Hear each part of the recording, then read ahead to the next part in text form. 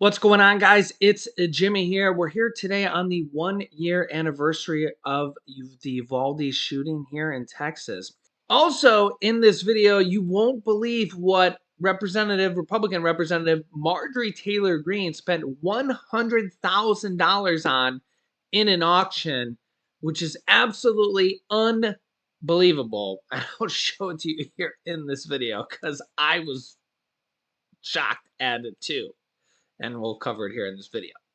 And we got some new information here on the assassination attempt on the president at the White House, as this man who rammed into the barriers near the White House actually praised Hitler after his arrest.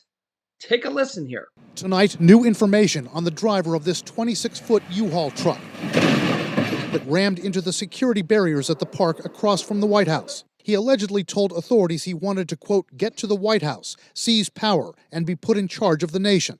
He had been planning for 6 months, and he would kill the president if he had to, according to charging documents. The suspect is identified as Cy Varshith Kandula from Chesterfield, Missouri, 19 years old, who graduated from high school last year. He faces one charge of depredation of federal property after being arrested on more serious charges, including threatening to kill or harm a president, vice president, or a family member. Prosecutors can add additional charges as the case progresses. That's a pretty violent act all by itself. Clearly, this individual intended some kind of harm by ramming that truck through those pylons. Authorities recovered a black backpack and a roll of duct tape at the scene, and a swastika flag. He told law enforcement he admired Hitler and the Nazis for their authoritarian nature and their eugenics, according to charging documents. Investigators are going to key in, was he motivated by some sort of ideological group? And in worst case, was he directed to launch this type of attack? It's too early to tell right now. The U-Haul was rented in the suburbs of D.C., a company source says, and there were no red flags against the driver that would prevent him from renting. An eyewitness says the driver rammed into the barrier more than once. He tried the first time and then went to the second time. A bomb squad was seen at the site, but charging documents say no explosives or weapons were found. Still, the Hay Adams Hotel across the street was briefly evacuated. They had to take in consideration there could be weapons, could be a truck bomb. How much danger was the president in? Where this occurred was quite some distance, actually, from White House property. At no time was the president or first lady in any danger. CNN spoke to two former high school classmates of the suspect. They described Cy Varshith Kandula as a quiet young man who never got into any trouble. A law enforcement source tells CNN that authorities are now considering what role mental health may have played in this incident. Kandula has not yet entered a plea, and no attorney for him has yet been publicly named. Yeah, there were no red flags except for that actual red Nazi flag that he had. Yeah, let me know your thoughts here in the comments. Yeah, this comes as we're here on the 1 year anniversary of the Uvalde shooting in Texas. Where 21 people died at Robb Elementary School on May 24th, 2022, where the massive delay in police response spurred calls for stricter gun laws. That's the exact wording from the Texas Tribune, directly out of Texas.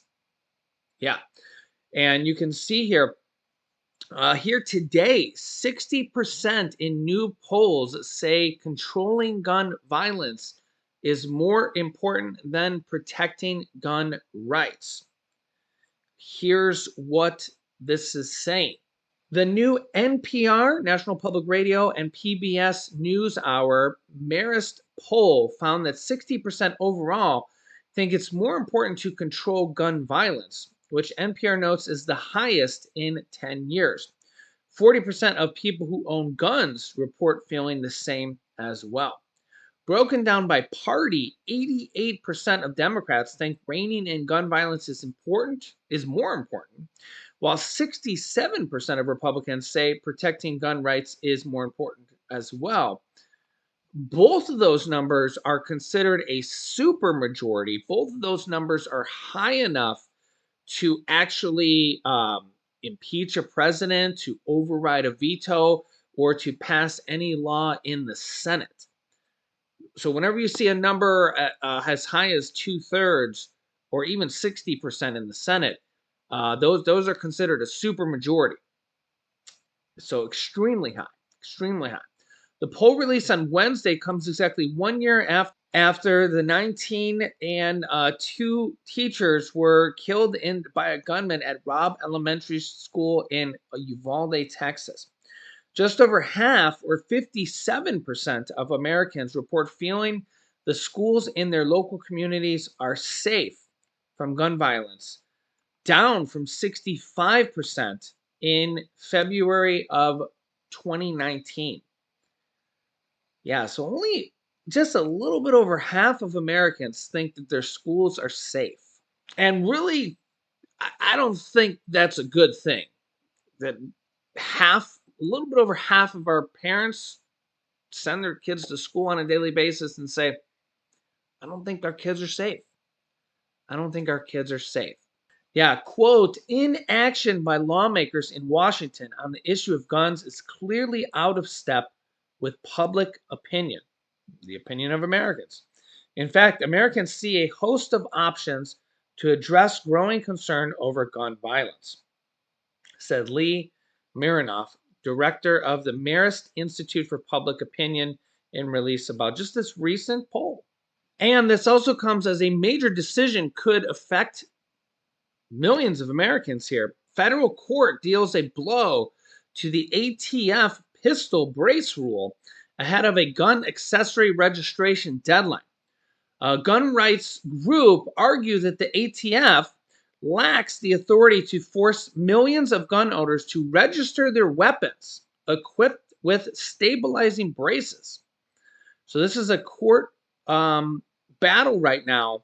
A federal appeals court has temporarily blocked the Biden administration from fully enforcing new regulations on pistols with stabilizing braces, gun accessories that President Biden has called, quote, especially dangerous after they were used in several mass shootings. The Fifth Circuit Court of Appeals on Tuesday enjoined the Bureau of Alcohol, Tobacco, and Firearms and Explosives from enforcing its new rule against gun owners and the Second Amendment groups who filed a lawsuit challenging the regulation. The temporary injunction comes days before a deadline for individuals to register their pistol braces with the ATF, destroy them, or remove the accessories from their weapons.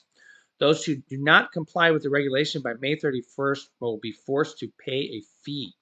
Gun rights groups have argued in court that the stabilizing brace rule violates the Constitution by requiring millions of gun owners to register their weapons.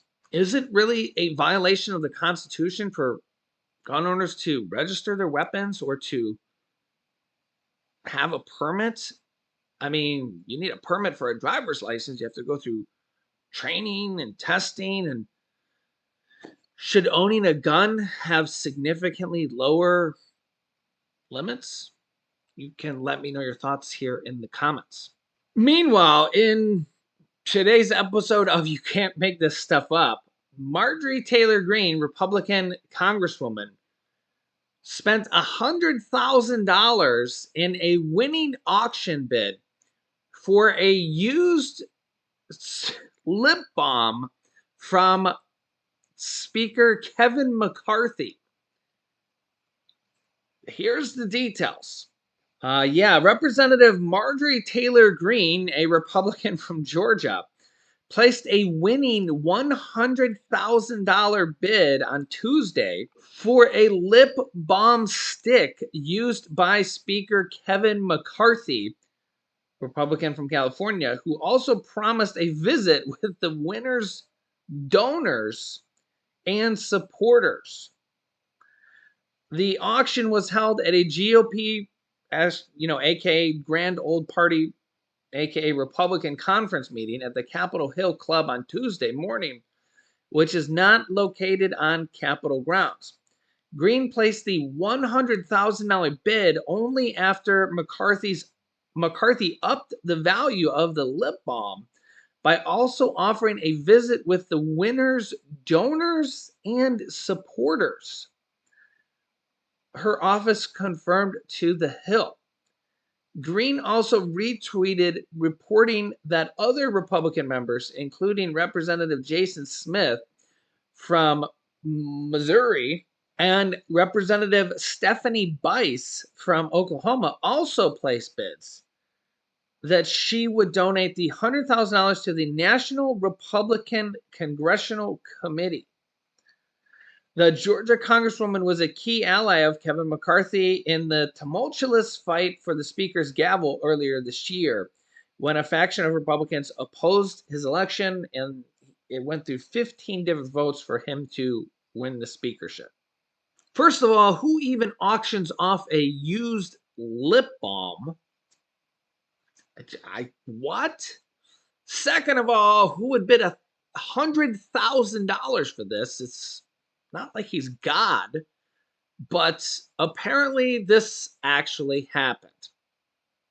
So you can let me know your thoughts here in the comments.